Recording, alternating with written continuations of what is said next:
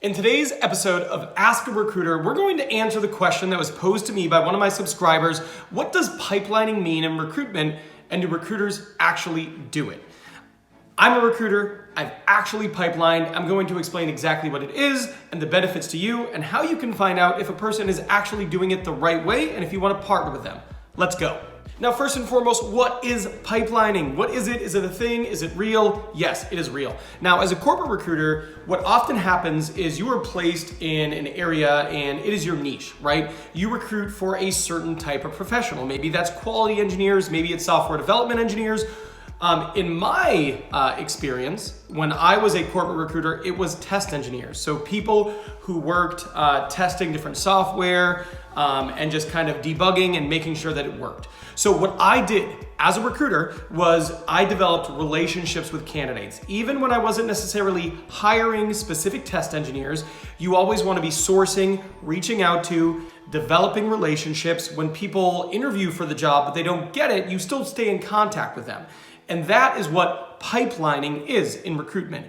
It is getting a large group of talent professionals that you commonly work with and place into certain roles ready to go. That way, when an organization is ready to hire, you can reach out to people you have established relationships with and go, hey, we talked about a test engineer role about 3 months ago. Guess what? My company actually does have an opening now, and I'd love to talk to you about it. When are you free?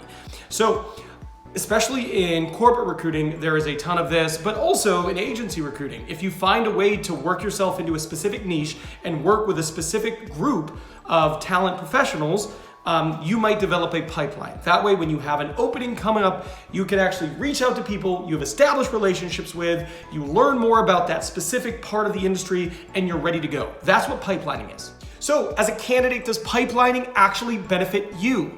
The answer here, in most cases, is yes, right? Let's just say you're a quality engineer professional in the manufacturing environment, and you work with a recruiter who works on a ton of those roles. You establish a relationship, you talk to them, you find out, or they find out from you exactly what it is you do, what you've worked on, what you're looking for, what type of role you're interested in, what the salary is it would need to be in order for you to be able to entertain a new role.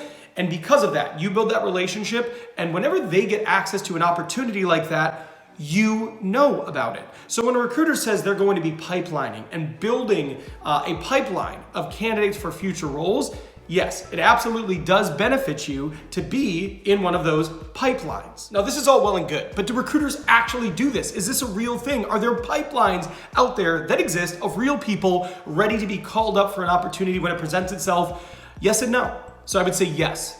The good recruiters do. Good recruiters maintain relationships. If they work in a specific area and they do a lot of work with quality engineers, test engineers, scientists, whatever it is, if they do a ton of work in that, they naturally are going to build relationships with people who do that type of role. They should have those relationships, they should be ongoing, and they should be able to reach out to them when they do have an opportunity that fits their background. Now, there are, of course, recruiters who are way more reactive than proactive, who do not pipeline, or they say they pipeline, but they really don't. So I would say yes and no. So if a recruiter tells you, hey, I'm doing some pipelining, or I'll put you in the pipeline later, this very well could be to your benefit, but if they don't actually do it, if they don't take the steps necessary to create that pipeline, stay in touch with people, and ultimately have roles that make sense for you to entertain, then it wouldn't be to your benefit. So naturally, the next question you should be asking is, well, Ben, how do we tell the difference? How do we know if it is a recruiter who actually pipelines, who is worth talking to and building a relationship with, or it's someone who just says it but isn't going to do anything? That's a great question, and here's how. When you're talking to the person, you want to be asking them questions, right? You want to ask questions to discern whether or not they are recruiter A, who is going to pipeline, or recruiter B, who says things that sound nice, but they're actually not doing it. So here's what I would ask. I would ask them a question like, how often do you fill roles like this?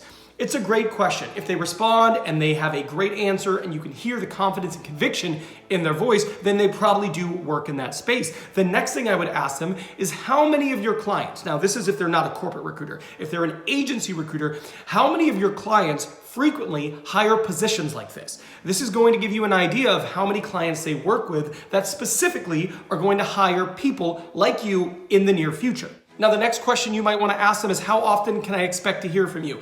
You and I are creating a relationship. You're pipelining me. So when will I hear from you? Is this the last time? Will I never hear from you again? Are you going to check in with me periodically, perhaps every 45 days, every 30 days, every 90 days? What does that look like? I would want to find out what the cadence of communication is and what I can expect from them moving forward. Now, if they have a great plan saying, absolutely, I'm going to reach out to you every 45 days, every 90 days, and I'll want to hear if anything's changed with you, what you're looking for, maybe learn about what you're seeing in the market. That is a person who probably actively pipelines candidates, and it means they do it.